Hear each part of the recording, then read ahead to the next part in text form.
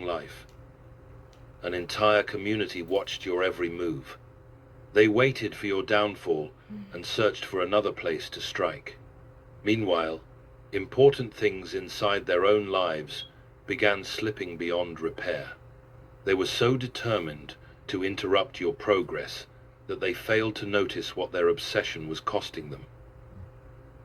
Every attack demanded more time. Every act of jealousy consumed more attention. Every attempt to block you pulled them farther away from the problems already growing beneath their feet. And still, you did not collapse. If you believe God can preserve your life, while your enemy crack inside the community. The latest attack exposed what the narcissist had spent years keeping out of sight. This community was not reacting to you independently. It had been trained to move whenever the narcissist placed your name in front of them. For a long time, the method worked because every participant saw only a small portion of what was happening. Some repeated accusations. Others carried private information into public conversations.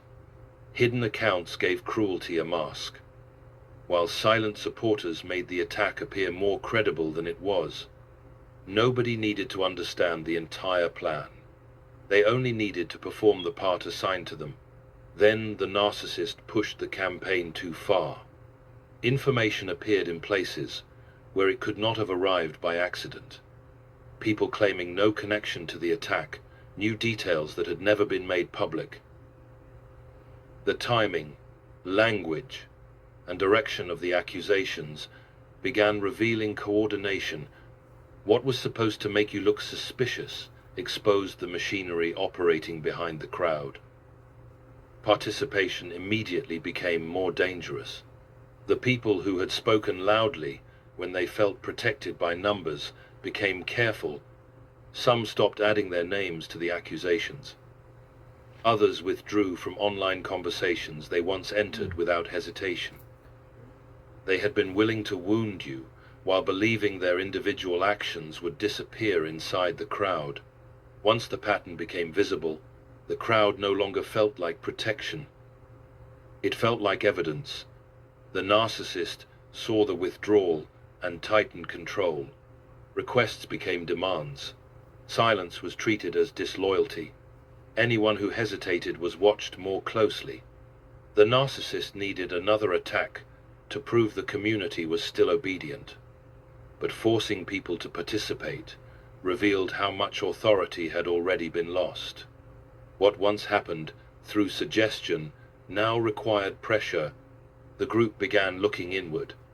People who had spent years watching you were now watching each other. They wondered who had exposed too much, who might quietly leave, and who would protect themselves if the campaign became impossible to deny. The trust holding the attack together weakened because everyone had something different to lose.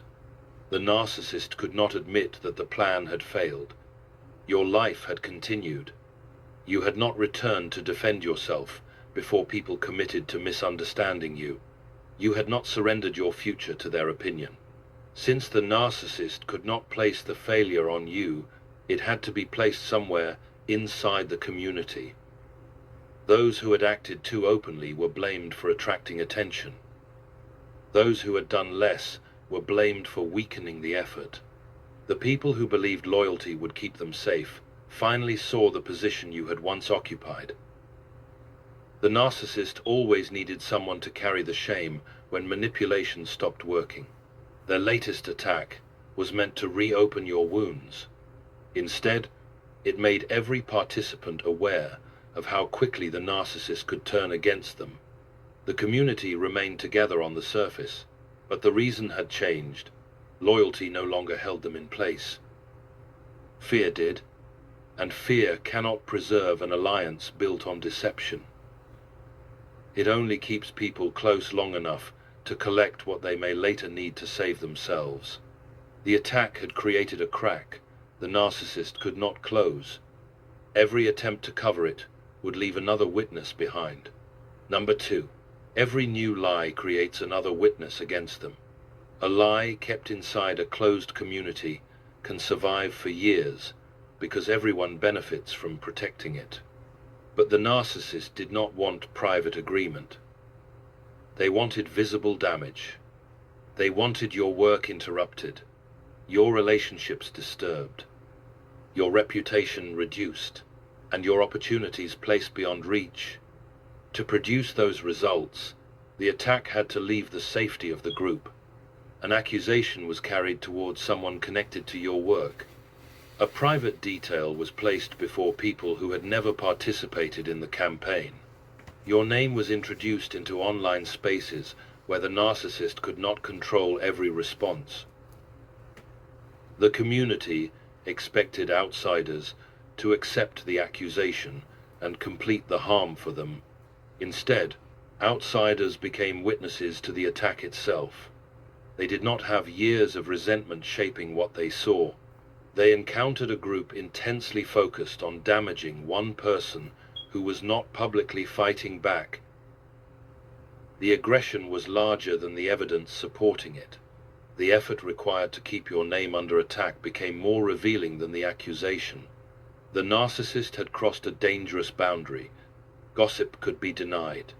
Coordinated interference required action, and action left something behind.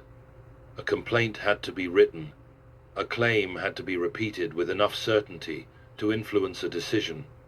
Someone had to explain how private information had been obtained. The community could no longer pretend it had merely formed an unfavorable opinion of you. Its members were actively trying to manufacture consequences. If God has protected you from consequences, your enemies tried to manufacture. Right. 700